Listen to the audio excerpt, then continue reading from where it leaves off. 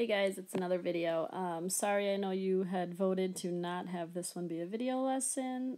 However, I got hit with strep throat over the weekend, so I'm home till Wednesday. So we'll do the best we can through this, and we'll go through more in class on Wednesday and make sure to go through some questions you have.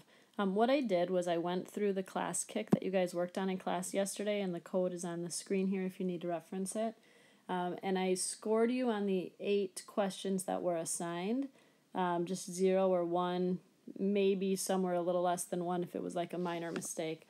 But basically what I'm going to have you guys do when we're done with the video is go back into that class kick and see anything that got less than 1 point on it. I want you to go back to it and see if you can spot your mistake. For example, when you go back in, if you click on one where it says 0 out of 1, you'll either have comments from me, writing from me, or a recording from me. This student, you can see, missed this question, and they have both writing from me here and an audio recording right here. So go back in, take some time to listen to it. The goal today is to not get through every single equation that is in this class kick, but to really understand the ones that you did yesterday and any new ones that you have today. If we can spot some of the mistakes that you're making, you'll be less likely to make them down the road. Also, once you've gone in and made changes, what I'd like you to do is I'd like you to click on the hand up there and check my answer. Don't ask for help, but do check answer. Spell that right. And then I can go back in and check those, or your peers can go back in and check those to see if that's the answer that they got.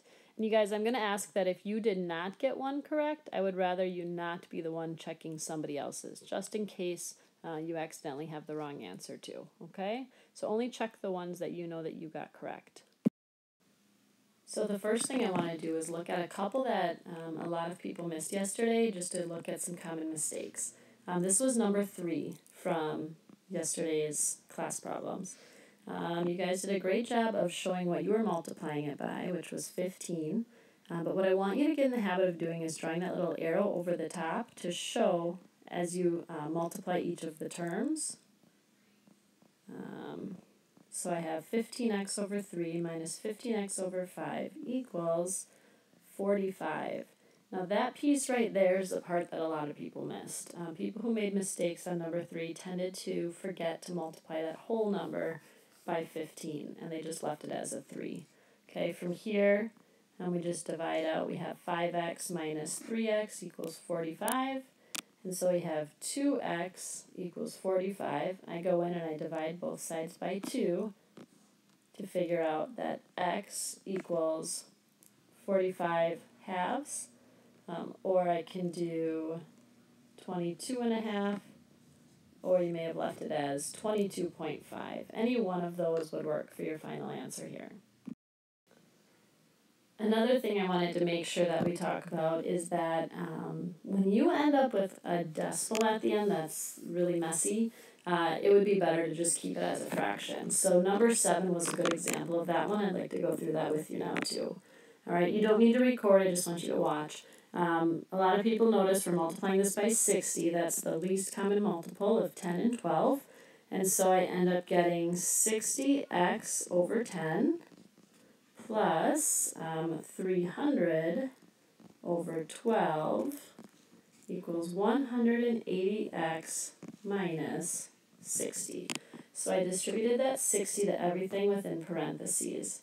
Now I'm going to go in and divide this out, and I get 6x plus, this is 25, equals 180x minus 60. Next, I'm going to take 6x off both sides to try to get x alone. And I have 25 equals 174x minus 60. All right, we're nearing the end. Let's add 60 to both sides. And we have 85 equals 174x. All right, this is the spot where I think a lot of people got hung up because they didn't really know what to do here. And I want to show you guys, or I guess remind you guys, that that step of showing what you're dividing by is really important. If I see I have 174 x's, and that means that's what I'm dividing by, right? You always divide by how many x's you have. So by writing that step out, I can see that on the right-hand side I have x left.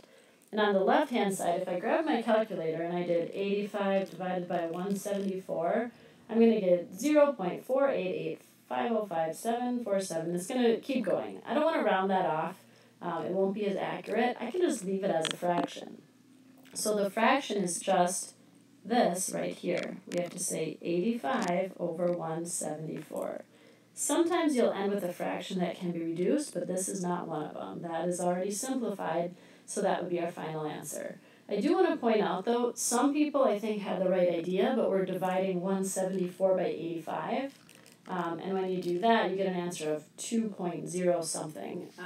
I saw a lot of answers that had 2.0. So I think that if you just take the second that it takes to divide 174 on both sides and show that step, you'll be way less likely to make that mistake in the future. Alright guys, another type of problem that I want to look at that we didn't spend a lot of time on yesterday is multiplying when we have a term, or more than one term I guess, in our numerator. And so this is very similar, or this is the problem from page 15 in your note packet. It's problem number 2 on page 15. So feel free to copy this down with as we watch. Alright, I'm going to start by still multiplying my whole equation by the least common multiple of 6, 3, and 2, which would be 6. So I need to multiply this by 6, I need to multiply that by 6, and that by 6. One thing that's not here is parentheses, but I'm going to add them because I want to remember that I'm multiplying both 2x and that minus 3 by 6. So I'm going to write 6 times 2x minus 3 over 6 equals 6 times 2x, that's 12x, over 3, plus 1/2 times 6. I could either put 3, or I'll do 6 over 2, just to keep it as a fraction. Then I'm going to go in and start simplifying each of these terms. So there's kind of two ways I could look at this first one. I could say 6 times 2x minus 6 times 3, and do that right away. Or I can notice that the 6 and the 6 divide out. So I could say, well, 6 divided by 6 is 1, or 1 over 1. So I have 1 times 2x minus 3. That's just 2x minus 3. Then over here, 12 thirds is the same as 4 over 1. So I have 4x plus 6 over 2 is just 3. From here, it's just like the rest of them. I need to subtract 2x from both sides so that I can start isolating my x. Don't forget that this is a negative 3 or a minus 3 that you're bringing down here. So we have negative 3 equals 2x plus 3. I'm going to subtract 3 from both sides to get that x alone. And I have 2x equals negative 6. Divide both sides by 2. And I get an answer of x equals negative 3. I do want to go back to this step right here. Before I divided out that 6, I could have also approached it this way. I could have gone 6 times 2x, which would be 12x, minus 6 times 3, which is 18, all over 6. And then when I went to simplify that one further, I would have to do 12x divided by 6, which would be 2x, minus 18 divided by 6, which would be 3, which still left me with the same step that I had there. So that just kind of becomes a personal preference. You just need to make sure that you're dividing both of those upper terms by the denominator if you go that route. Here's one more example that looks like that, all right? So this is number 3 on your notes page 15 in your packet. I'm going to multiply the whole equation by 6. Again, I'm going to add parentheses around those terms. So I have 6 times 2x plus 4 divided by 6 plus 6 times 3 is 18. Don't forget to multiply the 3. And then I have 6 times 3x minus 2 divided by 3. All right, next step, I'm going to go ahead and I'm going to simplify my fractions a little bit before I distribute. So 6 divided by 6 is just 1. Over here I have 6 divided by 3. That's like 2 over 1. All right, so my first term here is just 2x plus 4 plus 18 equals, now I need to distribute, 2 times 3x is 6x minus 2 times 2 is 4. All right, and now I just go ahead and solve this like I did all the other ones. We have 2x plus 22 equals 6x minus 4. I'm going to take 2x off both sides, you can see here, and I have 22 equals 4x minus 4. Let's add 4 to both sides, and I have 26 equals 4x. To get x alone, we need to divide 26 by 4. So I have x equals 26 fourths. So that's not going to be a nice